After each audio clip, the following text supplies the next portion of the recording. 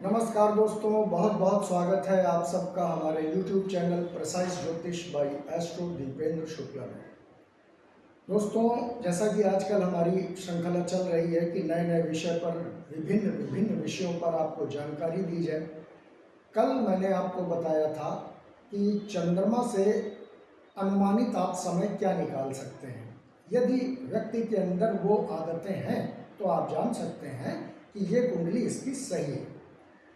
लेकिन आज जो है, जिन लोगों को अपने जन्म के समय में बिल्कुल भी अनुमान नहीं है, और मान लीजिए पुराने ज़माने की बनी हुई कोई कुंडली उनके पास है, लेकिन उसमें इस बात का जिक्र ही नहीं है कि समय कितने बजे का है, तो आप 1 मिनट में जान सकते हैं कि ये जातक, ये बच्चा कितने समय पैदा हुआ है। कैसे? मात्र सूर्य के परिचालन से, केवल सूर्य के परिचालन से। कैसे? आपको ये तो पता ही है कि लग्न 2 घंटे में बदल जाती है, यानी जो पृथ्वी हमारी है, यानी 120 मिनट यानी 2 घंटे में 30 डिग्री चल लेती है। 30 डिग्री का मतलब एक राशि को वो पार कर गई। इसी प्रकार से हर 2 घंटे में लग्न बदलती रहती है। अब आप किसी की भी कुंडली देखें तो उसमें देखें सूर्य की पोजीशन कैसी है और कहाँ है। नॉर्मली दोस्तों, भारत में खासकर, चाहे जाड़ा हो, चाहे गर्मी हो, चाहे बरसात हो, ऑन एन एवरेज 6 बजे के आसपास सूर्योदय हो ही जाता है। 5:45, 6:15, अलग अलग मौसम में अलग अलग टाइम पे, लेकिन 10, 15, 20 मिनट के अल्ले पल्ले सूर्योदय हो ही जाता है।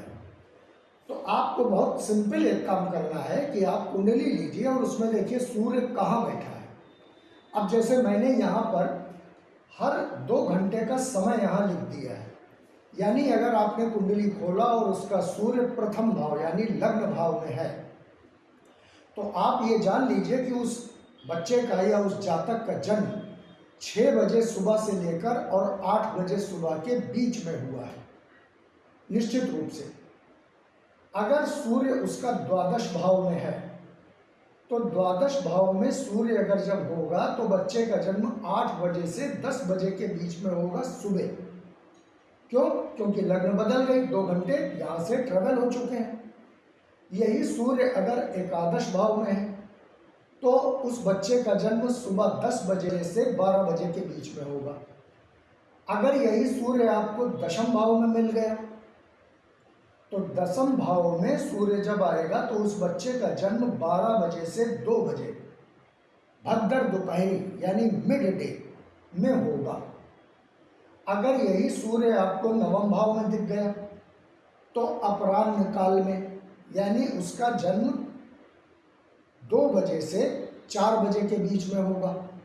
अगर यही सूर्य आपको अष्टम भाव में दिख गया तो यहाँ पर रात होने लगती है, यानी यहाँ पर 4 बजे से 6 बजे के बीच का जन्म हो जाएगा संध्या काल में।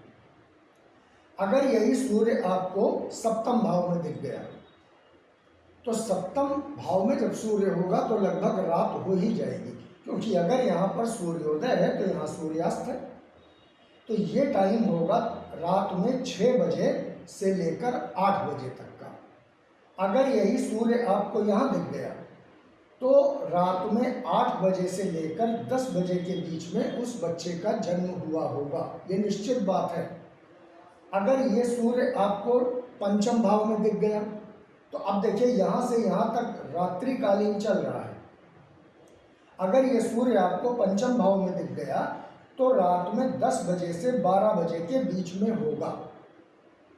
अब अगर यही सूर्य आपको चतुर्थ भाव में दिख गया तो मध्य रात्रि हो जाएगी, यानी यहाँ पर 12 बजे से 2 बजे के बीच उसका जन्म हुआ होगा रात में।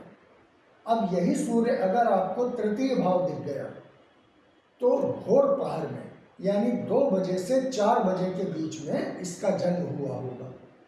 अब यही सूर्य अगर आपको दूसरे भाव में दिख गया तो उस बच्चे का जन्म सुबह 4 बजे से 6 बजे के बीच में हुआ होगा।